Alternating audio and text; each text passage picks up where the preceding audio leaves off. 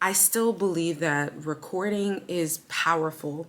Recording is important, and in these times that we are living in, recording things is one of the best ways that we can resist. Hey y'all, it is Jay Nice on the mic here.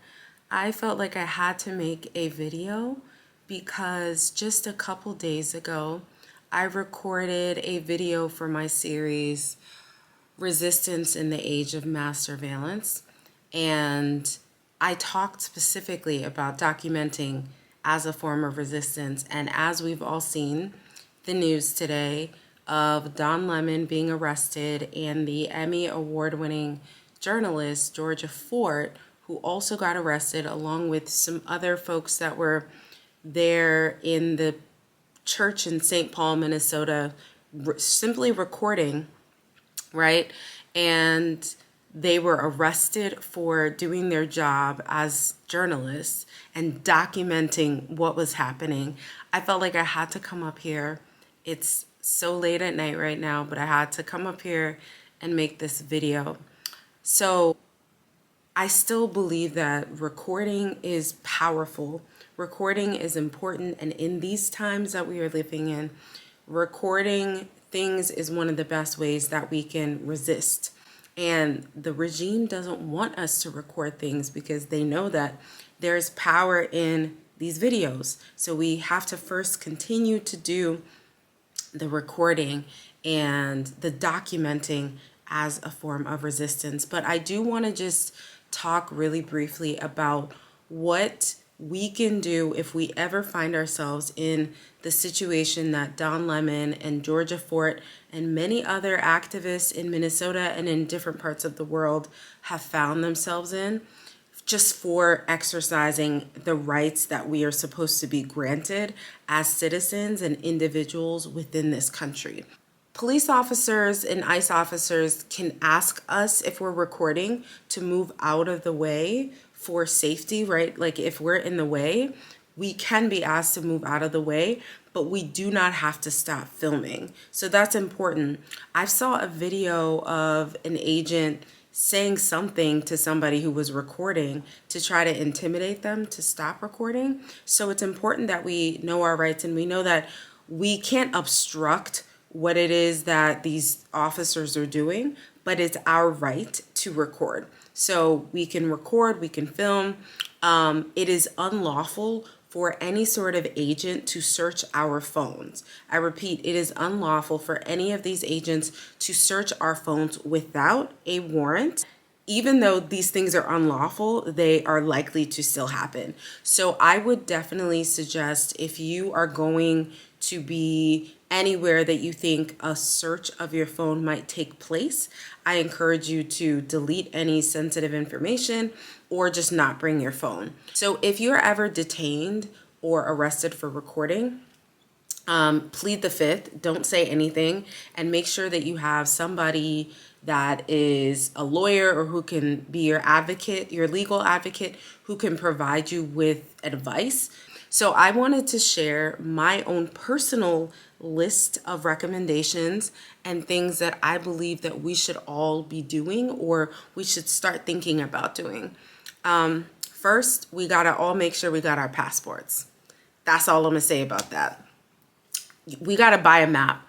If we are ever in a situation where you don't have access to internet or you don't have your GPS on your phone, you have to make sure you know where you're going. So I encourage you to buy a map. And this kind of gets into the like prepper community and the prepper territory, but I think all of these items are useful. Buy a map. I say of the state or the country, buy a map, get a compass. Again, because we are so heavily reliant on these phones, but these phones are also surveilling and tracking and monitoring us.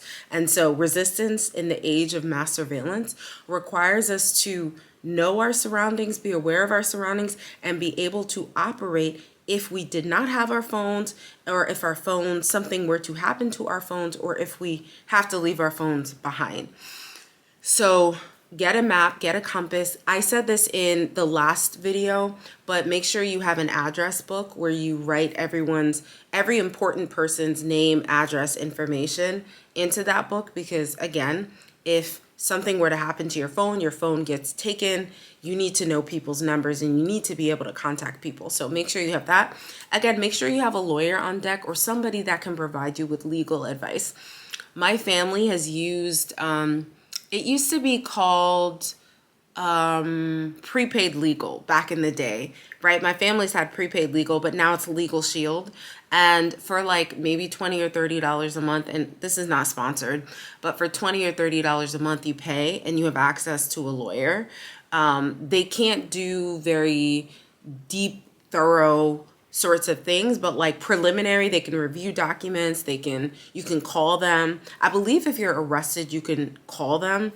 They have I think they have a 24-hour hotline or something. So I'm a member of Legal Shield.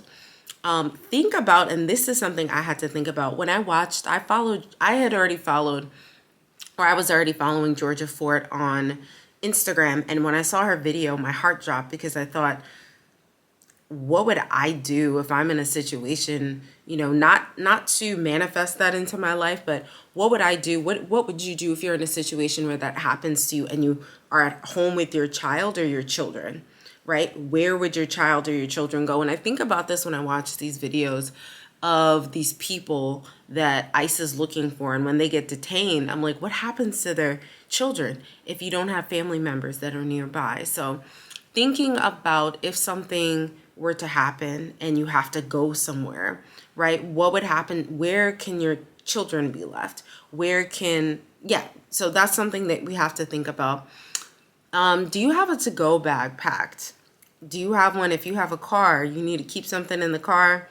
This is something I need to work on too, but make sure you have a to-go bag packed.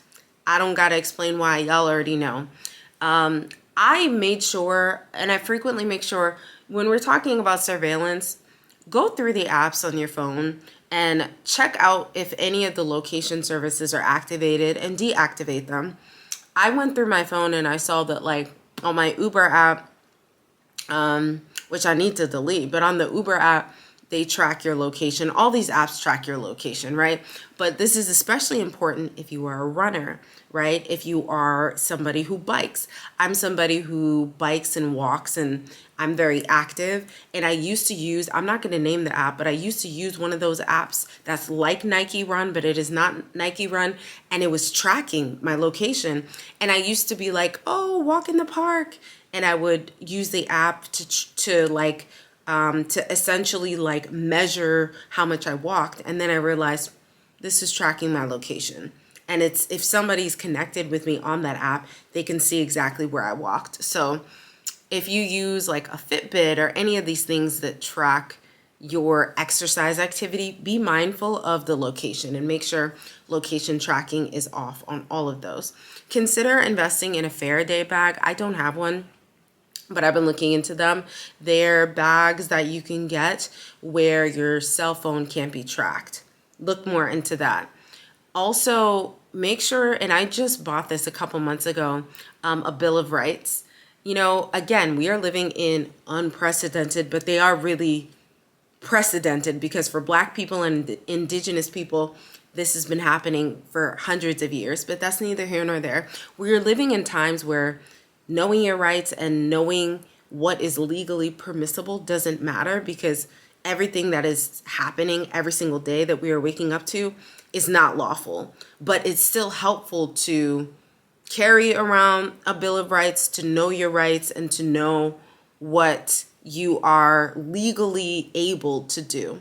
So I just wanted to make this super quick video because y'all, I've been watching what's happening. I'm actually baby sleep now. I'm working on an article. Inshallah, I can finish it before the end of the night and post it. But I wanted to record this video super quickly because it literally is like I made the documenting to resist video documenting as a form of resistance, and then this happened. So people might be like, can I really document? Yes, we can. Documenting is still one of the most powerful forms of resistance. It is well within our rights to document. And, we just got to make sure we know our rights. We're communicating with each other, tapping into your local communities and seeing what other folks are doing. Today, when I when I was coming back from the gym, I saw a group of protesters and I was so proud. And I was like, oh, you know, because it's literally where I live, y'all. It was right now, I think it's like 3 degrees, but the weather app says it feels like -1. So these are like Minnesota temperatures for real. Because when I lived in Minnesota, it felt like the wind was ripping your face off. And these are these temperatures. So for folks to be outside protesting, my hat is off to y'all. But yeah, I just wanted to make this video quickly for the folks who may have watched my other video documenting as a form of resistance and might have thought, can we really document? So thank y'all for watching. I will see y'all in the next video.